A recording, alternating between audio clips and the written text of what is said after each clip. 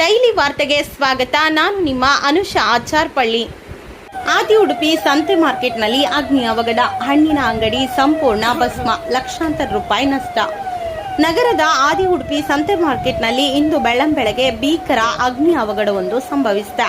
ಮಾರ್ಕೆಟ್ನಲ್ಲಿರುವ ಹಣ್ಣು ಹಂಪಲು ಸಂಗ್ರಹದ ದೊಡ್ಡ ಅಂಗಡಿಯೊಂದಕ್ಕೆ ಆಕಸ್ಮಿಕವಾಗಿ ಬೆಂಕಿ ತಗುಲಿದ್ದು ಪರಿಣಾಮ ಲಕ್ಷಾಂತರ ರೂಪಾಯಿ ಮೌಲ್ಯದ ಹಣ್ಣುಗಳು ಹಾಗೂ ಸಾಮಗ್ರಿಗಳು ಸುಟ್ಟು ಕರಕಲಾಗಿದೆ. ಅಂಗಡಿಯಲ್ಲಿ ಶೇಖರಿಸಿಡಲಾಗಿದ್ದ ಹಣ್ಣುಗಳ ಬಾಕ್ಸ್ಗಳಿಗೆ ಶಾರ್ಟ್ ಸರ್ಕ್ಯೂಟ್ನಿಂದಾಗಿ ಬೆಂಕಿ ಹೊತ್ತಿಕೊಂಡಿರಬಹುದು ಎಂದು ಪ್ರಾಥಮಿಕ ತನಿಖೆಯಿಂದ ಶಂಕಿಸಲಾಗಿದೆ.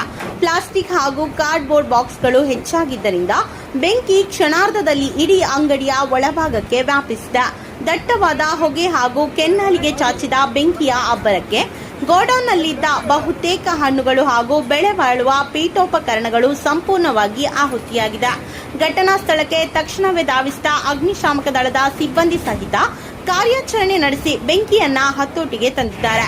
ಸಂತೆ ಮಾರ್ಕೆಟ್ನಲ್ಲಿ ನೂರಾರು ಅಂಗಡಿಗಳು ಪಕ್ಕದಲ್ಲೇ ಇರುವುದರಿಂದ ಅಗ್ನಿಶಾಮಕ ಸಿಬ್ಬಂದಿಗಳ ಸಮಯೋಚಿತ ಕ್ರಮದಿಂದಾಗಿ ದೊಡ್ಡ ದುರಂತವೊಂದು ತಪ್ಪಿದಂತಾಗಿದೆ.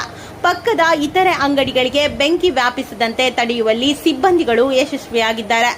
ಅದೃಷ್ಟವಶಾತ್ ಘಟನೆಯಲ್ಲಿ ಯಾವುದೇ ಪ್ರಾಣಹಾನಿ ಸಂಭವಿಸಿಲ್ಲ ಎಂದು ತಿಳಿದು ಬಂದಿದೆ.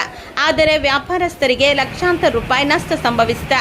ಸದ್ಯ ಅಧಿಕಾರಿಗಳು ಸ್ಥಳ ಪರಿಶೀಲನೆ ನಡೆಸುತ್ತಿದ್ದು ಅಗ್ನಿ ಅವಘಡಕ್ಕೆ ನಿಖರವಾದ ಕಾರಣವೇನು ಎಂಬುದರ ಬಗ್ಗೆ ತನಿಖೆ ನಡೆಸುತ್ತಿದ್ದಾರೆ.